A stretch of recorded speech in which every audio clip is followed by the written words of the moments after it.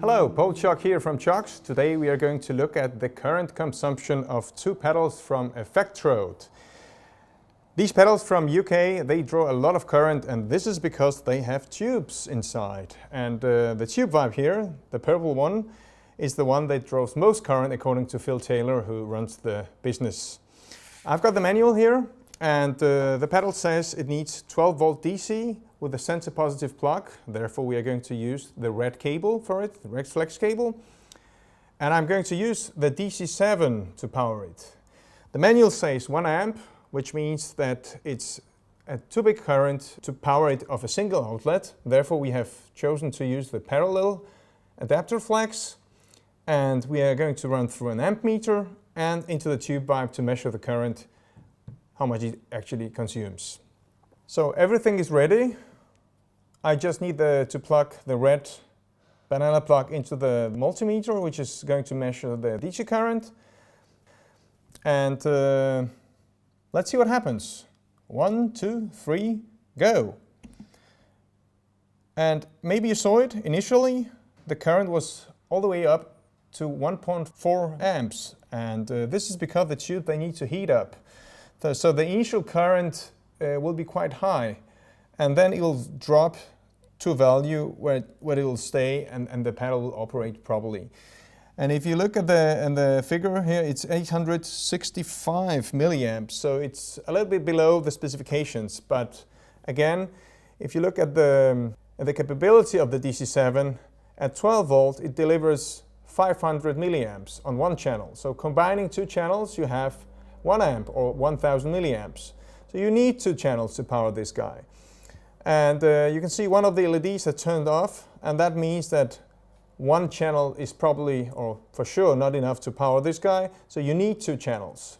The second LED is on, and that means that everything's okay, and we are not above the limit of two channels. Looking again at the figure here, it's 850, so all is good, and this is where the current is going to stay, and you can use the pedal, you can power. If you're using 2 of the channels, you can use 6 channels to power 3 of these. Now I've got the second pedal from Effectrode we got in with the box here a couple of days before, and it's the photo-optical tube compressor. And this should be one of the very popular pedals they do. If you look into the manual, it says it also needs 12 volt DC, also a center positive plug, so also you need here a red flex cable, but the current is specified to be 600 milliamps. So actually we are above the limit of the maximum current for one channel. But let's see if the actual current draw is a little bit below the 600 milliamps, and if you can actually power this guy of a single channel of DC7. I'm now going to disconnect the tube vibe. I'm removing the parallel cable. So we are going to use just a single channel from the DC7. It's set to 12 volt. We're going through the amp meter, and we're going to see how the current will develop over time. So now I'm going to plug this one in, and you'll see what is going to happen on the amp meter. 1, 2, 3, go.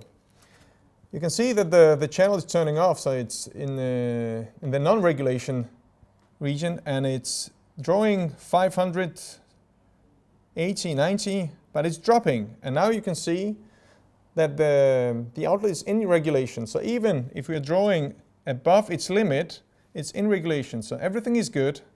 The pedal is drawing 568 milliamps. And that means that you can actually power this guy of a single channel of the DC7, which is quite interesting and quite nice.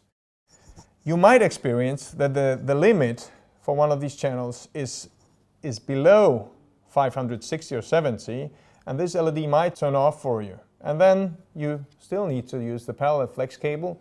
Okay, now you've seen how to power 2 of the popular and very demanding pedals from Effectrode with the brand new DC7. And if you look at some other power supplies, both from CIOKS and competitors on the market, you'll have a hard time to find something which is actually able to pull this off even from 2 channels.